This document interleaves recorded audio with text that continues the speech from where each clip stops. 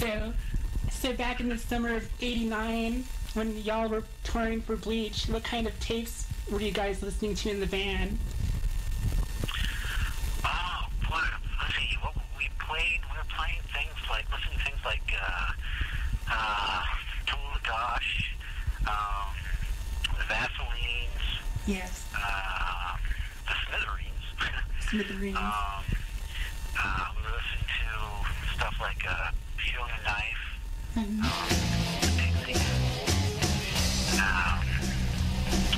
Yeah, pretty much, yeah, that was kind of, those were like local, constant plays in our van as we were driving around a lot. Of course, you know, some, Shocking Blue. Oh, yeah, you really love that band. I played them a lot on my regular show. So what album of Shocking Blue were y'all listening to in the van? Yeah. What album of Shocking Blue were you listening to? I can't recall because the album, I think was Chris's, and of course, you know, every album was on tape, and so it wasn't, I don't recall there being a title on it, it just said Shocking Blue. And I bought some Shocking Blue afterwards. I bought like this greatest hits because I wasn't sure, you know, what exactly, or what record, had love buzz and stuff. Yes. And of course, back then there wasn't the internet to look that stuff up, so it was kind of like word of mouth or whatever. But, so, yeah, I just got the greatest hits, and it had a lot of the songs that were on the tape, you know. Yeah. So. Yeah, they're really great. Yeah. Good band. Back in the 90s, I remember first hearing an old Nirvana bootleg CD from the Bleach era, and Kurt says at the beginning of the show, quote unquote, "We don't particularly like heavy metal." All of these years, I've always wondered, was that true, or was he just being sarcastic?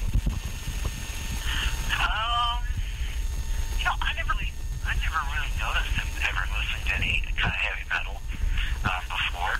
Mm-hmm.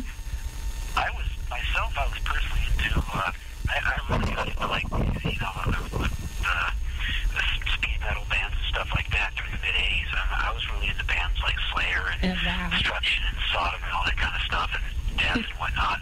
And I still am, still do today, but it's like every now and then I try to squeeze in a tape of like Death or something, you know. It would last for a little while, but then like Chris or something would be like, "Oh, this is too much, I can't take this," so he pull it out or something.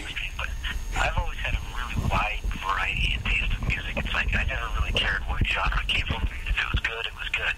And it could be anywhere from classical and country to speed metal to punk and electronic and everything in between. I like, you know, if it's good, it's good. I like it. Right. So were Nirvana into video games at all? Like Nintendo? Nope. I don't think so. I was pretty into like Nintendo when it came out and stuff like that, you know.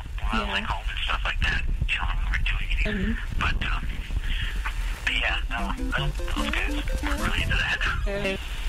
Do you mind if I ask this question? Were there any hard feelings when you left the band? Nope. No, we always remained really good friends, actually. In fact, I remember, you know, not too long after that, when they first recently picked up Dave, they were doing a show at the OK Hotel, and I was there. I heard about it, so I went, and I was coming up to the bar, and you know, they walked in. I heard this voice. I was like, "Hey, Jed!" I turned around, and they were walking in the door and stuff, and you know, that was great. You know, we saw each other and whatnot. And I think that might have been the first time I actually met Dave. Oh, so that was really, really cool too. You know, I was like, "Wow, what a totally nice guy." You know, so yeah, nope, never any hard feelings. Awesome. Just had different musical ideas or things, or I don't know. Yeah. As was always been stated, I'm sure you've heard a million times or read about it or whatever. It's pretty much what it was. That's so great to hear. Makes me feel good. So what's your all-time favorite memory of Kurt? Oh, gosh. If you can pick one out of, you know. I think one of my funniest ones actually was, we were on tour and we're just driving down the road and stuff, and he had like, I think it was like a cross or something like that, and he rolled down the window and he had a camera in his hand, and he drove by, I want to say it was like a white limo, but I'm not sure, but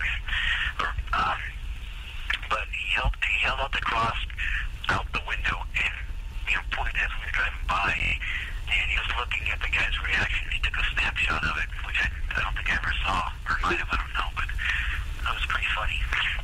It's like, I don't know. So, such a thing that he would do, you know? Yes. So. Sounds like Kurt. That's so awesome. I really loved it when Kurt smashed his guitars on stage. Did you participate in any of that? Well, you know, in a different way, I kind of did. I mean, I didn't take part in smashing the guitars, but then sometimes he'd smash them, and then, you know, they'd come to drum set and also take more damage. So, I guess you could say I played a part in that.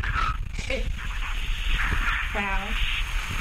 Yeah, I remember looking at a picture from 1990 from a show. Like, he jumped on your drum set. Oh, yeah. That happened pretty much every night. Some shows got really crazy, too. We played a show, I think it was at the Metro in Chicago. We played with Sonic Youth. And, like, it got really radical at the end. People started throwing, like, you know, bottles and stuff. And I remember I ducked underneath the drum riser and just kind of, you know, slid underneath there. Just, holy crap, this is getting really crazy. Next thing I know, Kurt's underneath the drum riser with me. I was like, wow, too much for him. I'm just looking at each other and go, well, this is crazy. Would you like to say one thing about your friend, about Kurt Cobain? Someone I wish I would have met myself. Oh, This show is also a huge tribute show to Kurt because it's been 20 years. And yeah. Well, gee.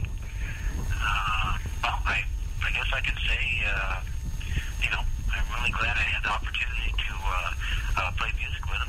And that was a lot of fun. And you know, he was a great friend.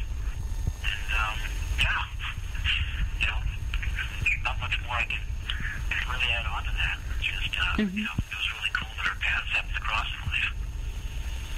wow, that's very deep. Really love that. So glad to speak to you. We're running out of time. Really love having you on my show. So, any last word, my listeners? Well, keep playing music. It's too fun not to stop. Great. You know, love listening to music, keep playing music. It's too fun not to. Okay, one more question. One more, I promise. What's your fondest memory of the 90s? My fond memory of the 90s? Yeah. Like, what's your trippiest memory? Or, I don't know. Tribute memory? Well, if I'm going to think of everything we did in the 90s, to think of my fondest memories, it's actually, I guess I would have to say to me, and this has got nothing to do with music, my friend, his older brother would often hold these parties. They were called star parties, and everybody would, you know, we'd like sometimes we'd have them at the Pine Mountain Observatory and stuff. Yeah. And we just basically a bunch of people would get together and spend a week out there in the woods and stuff, and had these observatories and stuff. So we'd stay up late, drinking beer, and smoking pot, finding stuff in the sky. So yeah, if I'm going to bring everything in the 90s, and I got to say it's definitely my fondest. Not musical, but hey, it was a fun one. Yeah.